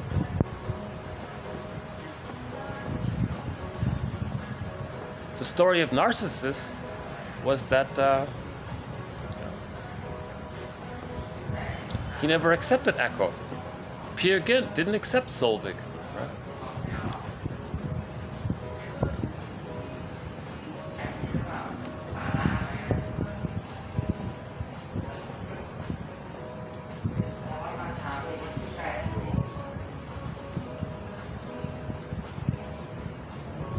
You know what? Now that I was thinking about what song to play here, I had a very unfortunate mishap with my videos. 17 of my videos got lost somehow. They were excellent videos, over 50 hours of commentary. I think during that time I played the song Voices by the rock band Cheap Trick. I never thought I'd play a song by them, but we ended up playing 2 of their songs. The Dream Police, meaning the inner critic, the Dream Police, and this song Voices, for the main lyric being, you never knew what you were looking for until you heard your own inner voice of Ithaca, Penelope, Solvik, Echo. You never, the line of the song is, you never knew what you were looking for until you heard the voices in your ear, meaning until you heard the voice of your feelings symbolized by a character. It could be Solvik, Echo, Penelope, Beatrice, etc. Right? You never knew what you were looking for until you heard the voice of your feelings. We personify,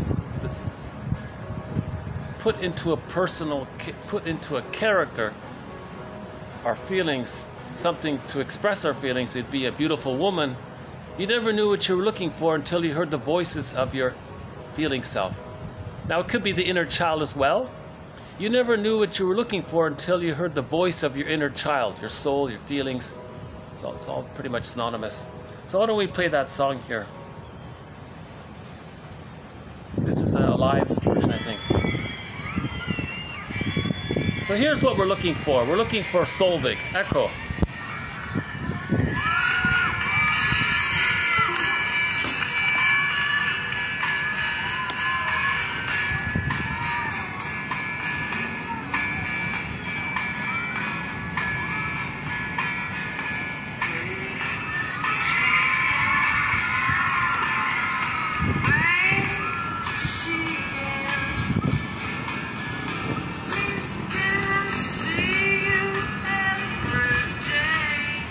Can I see you every day? Now that I found you, I want to have a connection with my feelings.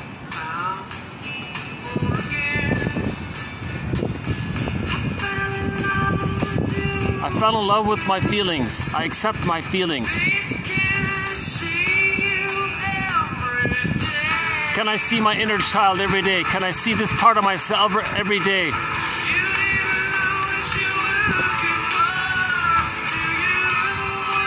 Think about Peer Gynt. He never knew what he was looking for until the end of the story.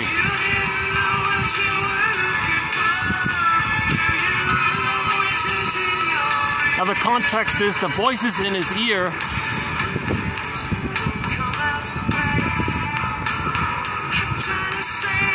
It's a connection to himself. Now he's trying to give voice to his inner child.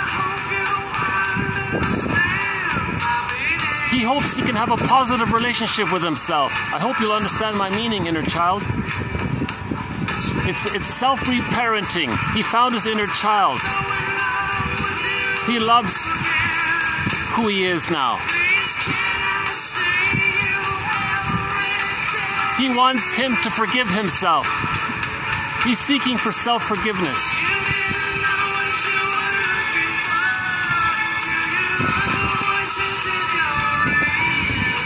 That's what we're looking for, ourselves. Whoops. Oh, what happened here? Oh, little tech issue here. That was just one of the live versions of the song. What happened here? You know, sometimes my computer just suddenly cuts out on me. Hold on a sec. Let's see if we can get that back here.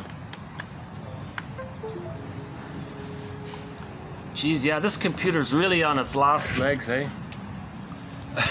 Hold on a sec.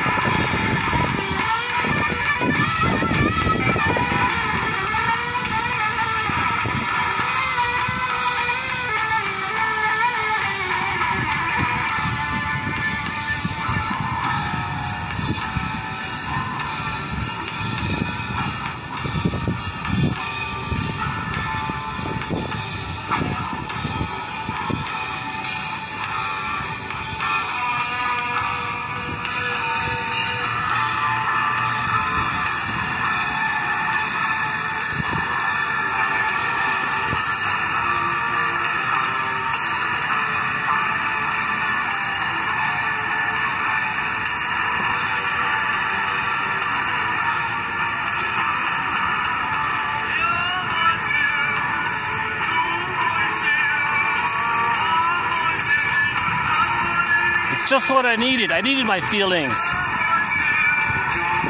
Warm voices, cool voices, a variety of emotions are coming up. Just what I needed. He's getting back his feelings.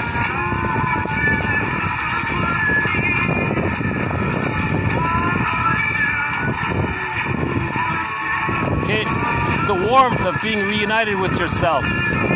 It's just what he needed.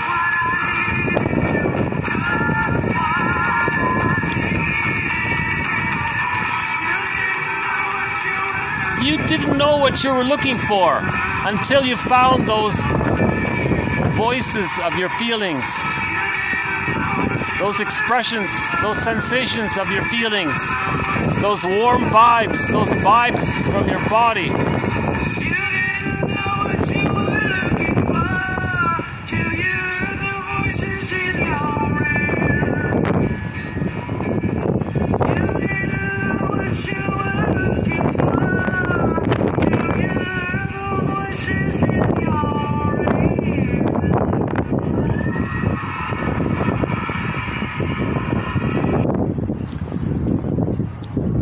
Yeah, I remember when I originally played this song, I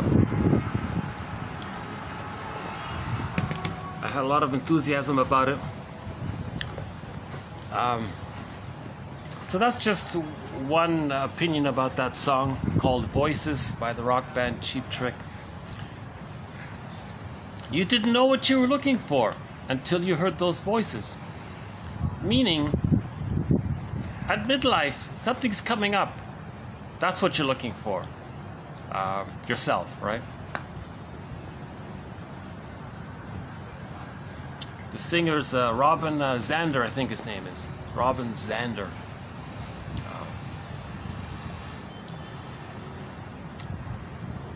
Okay, I think I'll start to wind down this video here.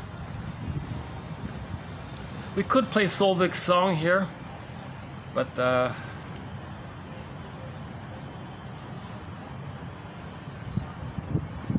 let's see. Let's close up with another song here. Hold on a sec. What do you want to hear?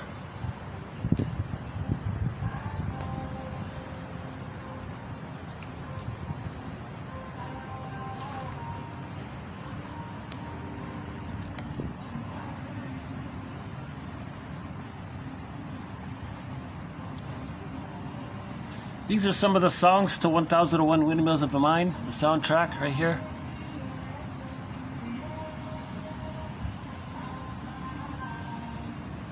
Castle by the Sea. We talked about Ili Sapi before. Why don't we play one of her songs here? Ili Sapi. The Love You Gave. Here's one of my favorite songs of hers, The Love You Gave by Ili Sapi. So we'll close up with this song here.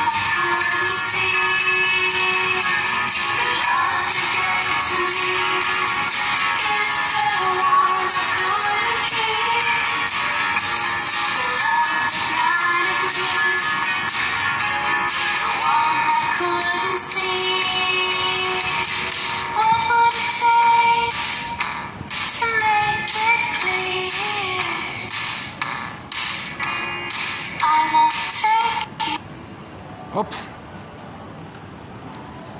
Okay, that's okay. So we'll just wind it down here. So thanks again. This has been TQ 2240 to 2244. So we now have 2,244 therapy quotes. That last one is sort of will be updated.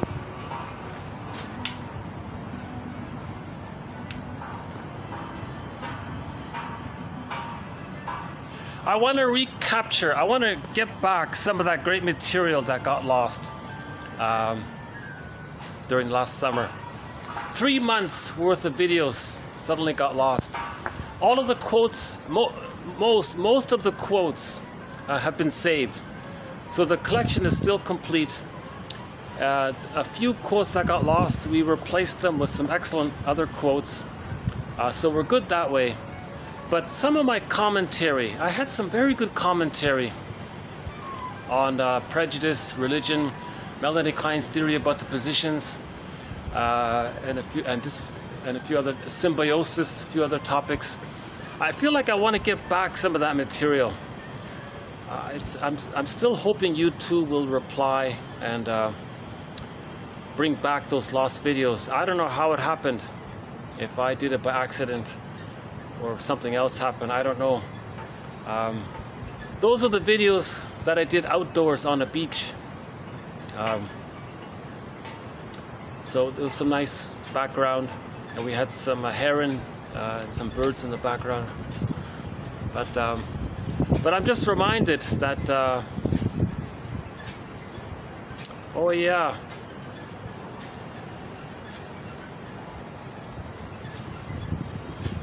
so I'm still in the midst of trying to restore and get back some of that material that got lost last summer.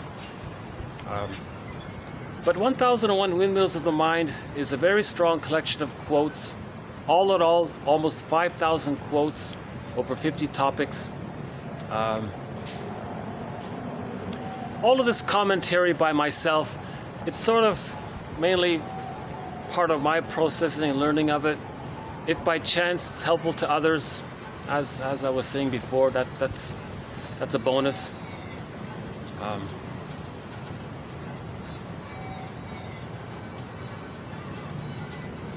Anything else before we close here? Another last look here.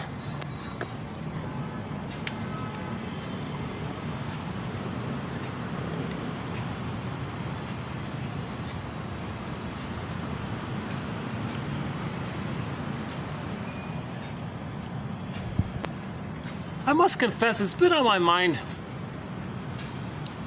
Why doesn't Canada free up all that land and create 50 new cities or something, major cities for people? Canada's got a lot of free land, unused land, second largest land mass in the world. Not even 50 million on it. Canada could probably house, who knows, maybe half a billion people on it or something. Free up all that land, build new cities, you know. Cities with parks in it, you know.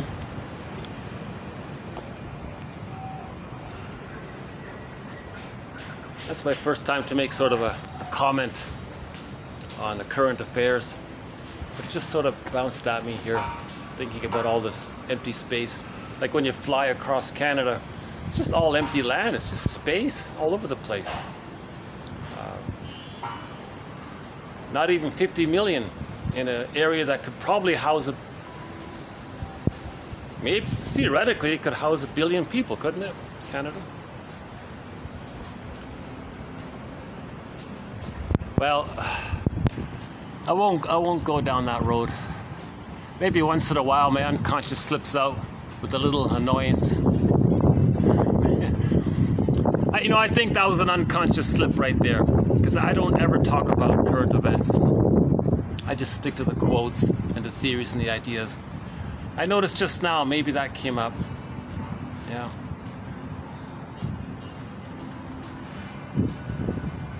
I'm disappointed at the idea of so much land being available and being kind of hoarded away like that. And people need apartments and so on, right?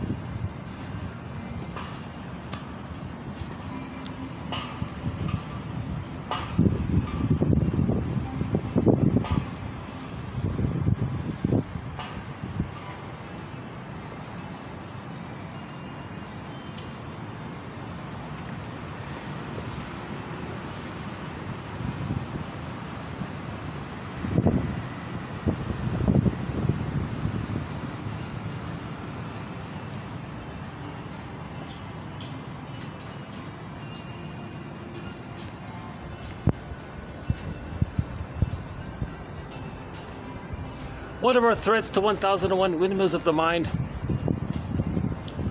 is on the sociological factors that contribute to prejudice. That's a huge and very interesting thread. That's the only thread. It's actually a sub-thread. It's not even really a thread. So we have a sub-thread that deals with sociological current affairs kind of issues. That came about because the psychology of prejudice needs to be balanced. It's not only individual dynamics, it's also sociological factors. So there is a partial sociological thread, but not too much really. There's a lonely bird in the city. I don't know if you can see him there.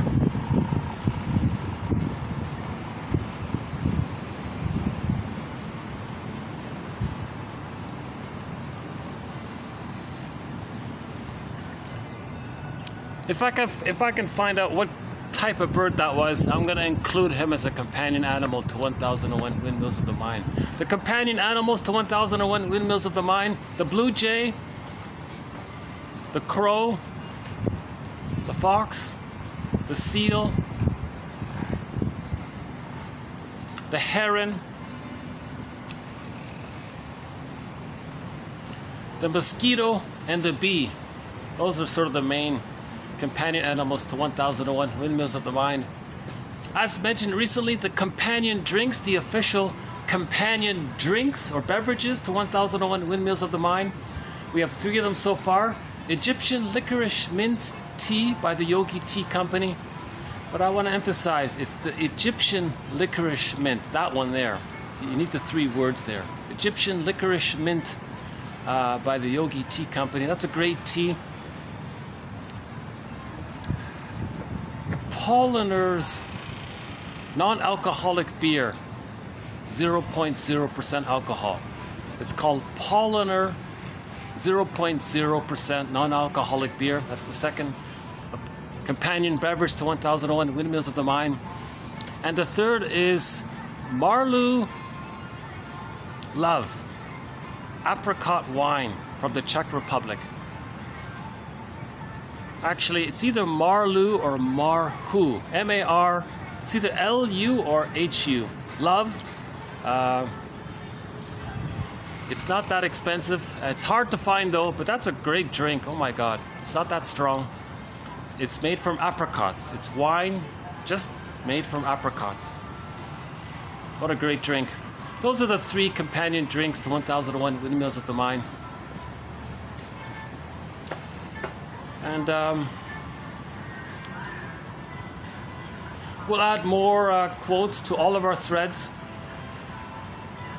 I feel like yesterday and today we've made a little bit of a build up and a contribution to our thread on the narcissistic pattern. Yesterday and the videos prior to it, we made a build up on our thread on disassociation. So I feel like we're restoring and building 1001 Windmills of the Mind.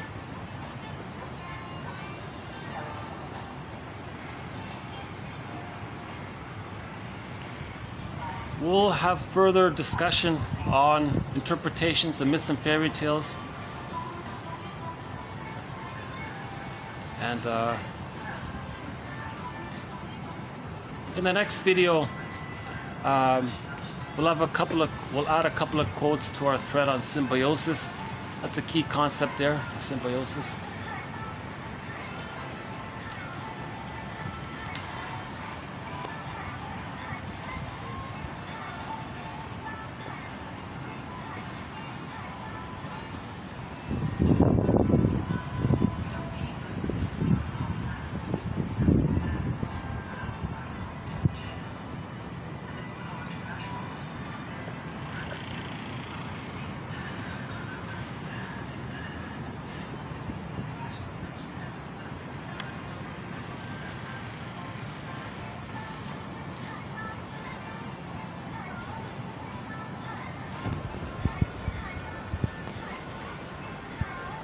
We might be able to do another couple of videos at this venue. I'll see how it goes. Okay, I have no real other final closing thoughts here, so I'll just maybe close it here. I feel like there's something extra that needs to be said, but it's kind of in my pre-conscious. It hasn't quite reached my consciousness. But there's something else that I want to say. Hold on a second. Let's see. What is it?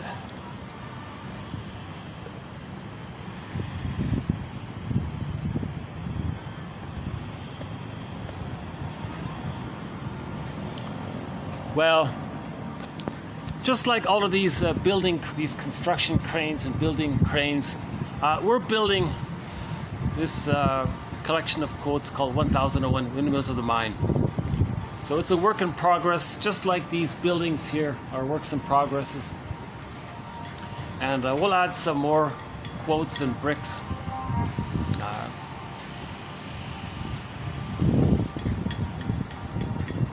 To this philosophical medicine. It does feel to me a sort of philosophical, it does have a sort of a philosophical medicinal quality to it. It's hard to describe. Whenever we find some way to formulate, to symbolize, to put words to something that we know but don't know, that's the journey, to make the unconscious conscious by symbolizing something that we experienced but we didn't symbolize. We were too young to symbolize it. Give it form, give us some way to grasp its meaning and what happened and knowledge of it and accept the emotions around it. Right?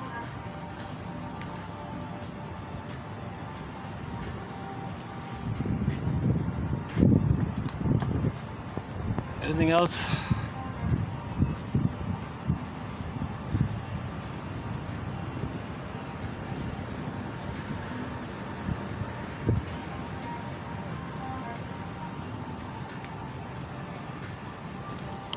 Oh, I just noticed that guy there. He's got a nice penthouse apartment, or sort of a semi-penthouse apartment.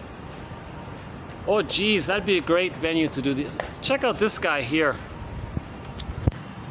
That looks like a very luxurious apartment. He's got the whole floor there and a whole outdoor area. You know, I'm wondering if by chance that's a restaurant, and it could be.